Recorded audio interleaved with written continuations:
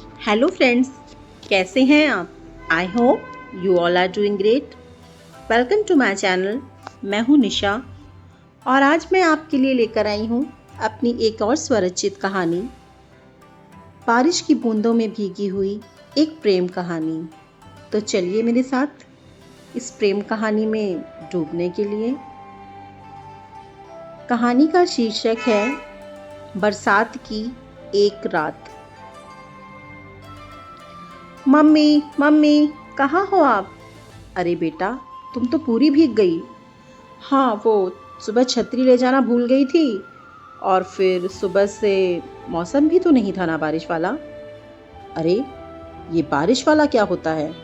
जुलाई का महीना चल रहा है, अभी बारिश नहीं होगी तो फिर कब होगी? अच्छा, मेरी माँ मान गई कि मेरी ही गलती है। अब ये सामान मेरे हाथ से लोगी या आज ज्ञान दिवस है माताश्री? अरे, इतना सारा क्या भर लाई?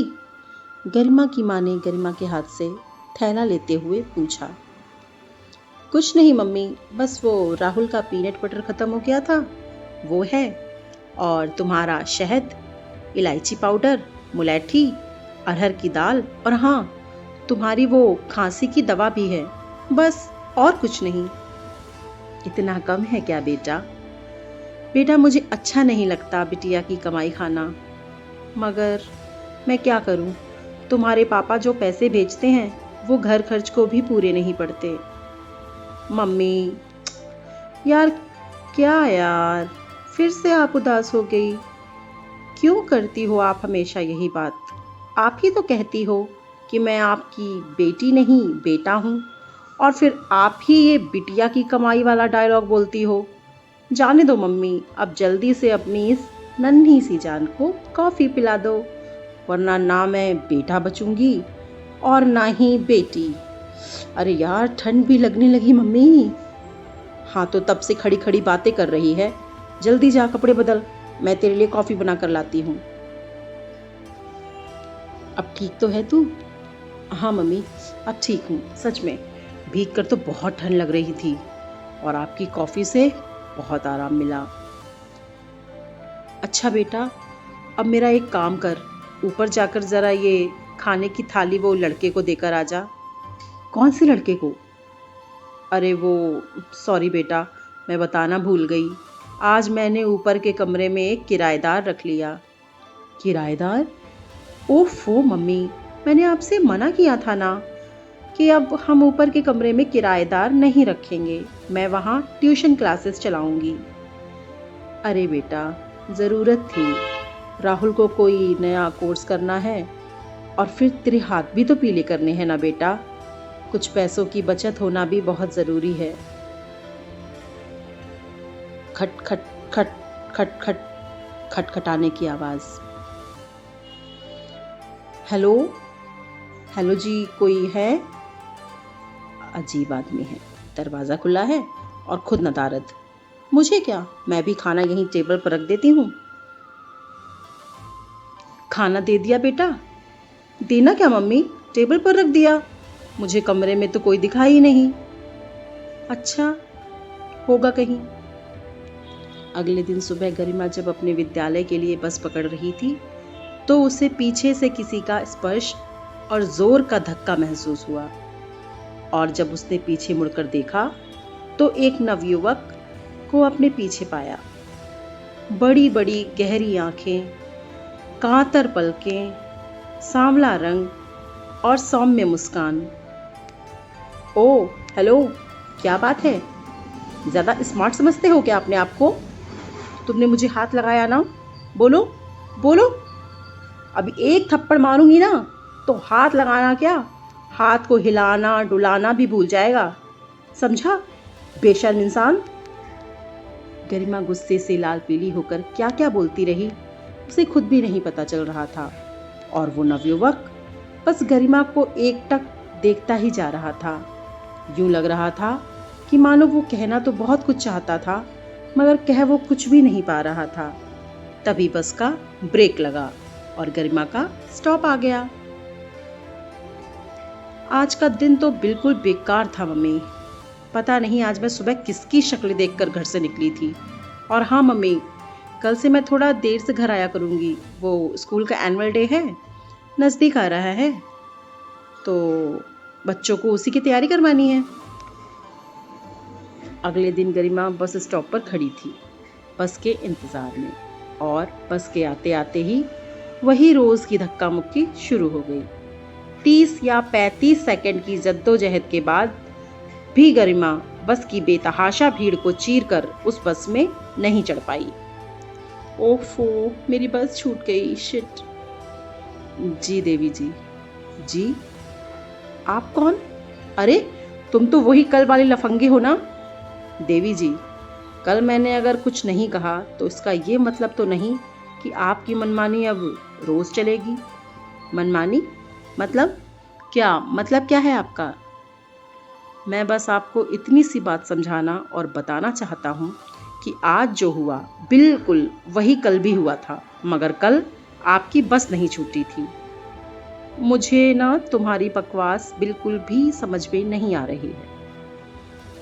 अरे आप समझना चाहेंगी तब तो समझेंगी ना। कल मैंने आपको जानबूझकर या किसी भी गलत इरादे से नहीं छुआ था और ना ही धक्का दिया था। मैं तो बस अपने ऑफिस जाने की जल्दी में था और आपको लगा कि मैंने जानकर आपके साथ बदतमीजी की है। अच्छा जी, तो अब? मुंह बनाकर गरिमा ने कहा। जी, अब कुछ नहीं। नहीं नहीं, बताइए बताइए ना, क्या अब मैं आपसे माफ़ी मांगूं? थैंक्स टू गॉड बस आ गई। ओके जी, शराफत की मूरत, बाय। और गुस्से व चिढ़ाने की मुद्रा में गरिमा बस में चढ़कर चली गई और वो नवयुवक एक बार फिर गरिमा को एकटक जाते हुए देखता रहा। अगले दिन गरिमा फिर उस नवयुवक से बस स्टॉप पर मिली, मगर इस बार वो दोनों बड़े ही आराम से एक ही बस में चढ़ गए। पता नहीं क्यों आज भीड़ भी कुछ कम थी। बस में गरिमा को तो बैठने के लिए सीट मिल गई, मगर वो अभी भी खड़ा था। अगले 2 स्टॉप के बाद जब गरिमा के बगल में बैठी हुई आंटी उतर गईं, तो गरिमा ने उस नवयुवक को अपने बगल की खाली जगह में बैठने का इशारा किया और वो कुछ संकोच के साथ वहां बैठ भी गया। वो कल के लिए सॉरी, शायद मैंने ही ध्यान नहीं दिया और आपने तो सिचुएशन के हिसाब से ही काम किया था। मैंने पता नहीं आपको कल क्या क्या कह दिया। अरे नहीं नहीं, आप क्यों सॉरी बोल रही हैं? इसमें आपकी कोई गलती नहीं है। कोई भी अच्छी लड़की इस पर ऐसे ही रिएक्ट करेगी। अच्छा, आपको कैसे पता कि मैं अच्छी लड़की हूँ? जी वो और वो लड़का झेप कर मुस्कुरा दिया। अब तो ये रोज का सिलसिला बन चुका था। वो दोनों बस स्टॉप पर सुबह मिलते और साथ में ही अक्सर एक ही सीट पर अपना सफ़र तय करते। गरिमा के आजकल विद्यालय जाने के लिए तैयार होने का तरीका भी बदल चुका था। हमेशा बालों को बांधने वाली गरिमा अब हफ्ते में 4 दिन तो बाल खोल कर ही जाने लगी थी। होठों पर हल्की गुलाबी लिपस्टिक और माथे पर छोटी सी काले रंग की बिंदिया ने भी अपनी जगह बना ली थी। राहुल ने तो एक दिन टोक भी दिया था, क्या बात है दीदी, आजकल तो बड़ा ही सज धज कर जाने लगी हो। जरा पढ़ाई पर ध्यान दे ले, हर वक्त बस जिम में ही घुसा रहता है। ये कहकर गरिमा ने बात बना दी। लगभग 7 महीने होने को आए और इस गुजरते हुए वक्त के साथ गरिमा और वो नवयुवक एक दूसरे में काफ़ी घुल मिल गए थे। आज गरिमा ने सोच लिया था कि वो अपने दिल की बात उसे बता देगी, मगर आज वो नहीं आया। यहाँ तक कि गरिमा ने उसके इंतज़ार में अपनी 3 बसें भी छोड़ दी और आखिरकार उसे ऑटो लेकर विद्यालय जाना पड़ा। इस तरह से वो आज लेट भी हो गई। आज पूरे 5 दिन हो गए मगर वो नहीं आया। बीतते दिनों के साथ ही साथ गरिमा की उदासी और बेचैनी भी बहुत बढ़ गई थी। बेटा, आज विद्यालय नहीं जाना क्या? अरे मम्मी, आज वो इतवार है। अब क्या इतवार को भी मुझे पैसे कमाने भेजोगी? अरे कैसी बात कर रही है तू? सॉरी मम्मी, मेरी तबीयत ठीक नहीं है, प्लीज़ मुझसे बात मत करो। क्या हुआ बेटा? अरे गरिमा, गरिमा बेटा इधर तो सुन। और गरिमा तेज कदमों से चलकर अपने कमरे में चली गई। शाम हो गई और इस लड़के का कुछ पता नहीं कहाँ गया। क्या हुआ मम्मी, क्या राहुल अभी तक नहीं आया? नहीं बेटा, और देखना बाहर ठंड भी कितनी बढ़ गई है। ये जाड़े की बरसात है बेटा, बहुत नुकसान करती है, मगर इस लड़के को कौन समझाए। अच्छा बेटा, ज़रा तू ऊपर वाले लड़के को ये खाने की थाली तो पकड़ा कर आ जा। राहुल तो पता नहीं कब आएगा और उस लड़के का खाने का समय हो गया है। कुछ दिनों से उसकी तबीयत भी ठीक नहीं है, तो उसे दवा भी लेनी होगी टाइम से। जा बेटा, ज़रा देकर तो आना। ओके मम्मी, दो मुझे। खाने की थाली हाथ में लेकर गरिमा चल दी। सीढ़ियाँ चढ़ते हुए भी उसे बस एक ही ख्याल आ रहा था कि काश उसने उस नवयुवक का फ़ोन नंबर या उसके घर का पता ले लिया होता। मगर आजकल के ज़माने में भला ऐसा कौन पागल होगा जो कि फ़ोन नंबर भी ना ले। हाँ, मैं हूँ ना बेवकूफ़, पढ़ी लिखी बेवकूफ़।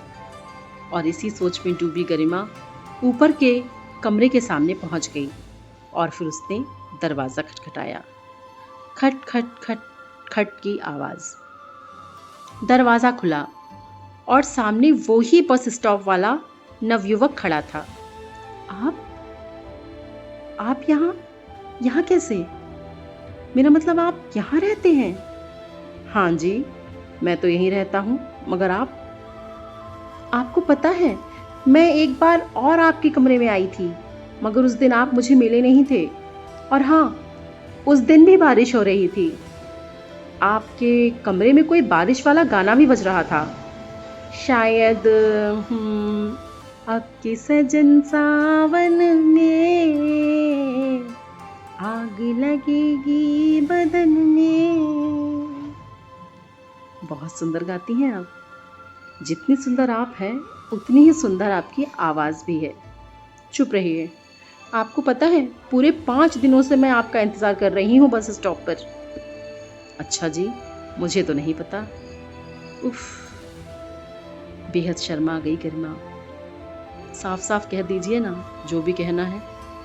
इतना कहते कहते कब वो गरिमा के इतना करीब आ गया कि दूर जाना मुश्किल हो गया। वो दोनों एक दूसरे में बेतहाशा डूब गए। गरिमा बेटा, सुबह सुबह कहाँ चल दी? आज से तो तुम्हारी सर्दियों की छुट्टियाँ शुरू हो गई हैं ना? हाँ मम्मी, मैं बस वो। क्या वो? और तू इतना शर्मा क्यों रही है?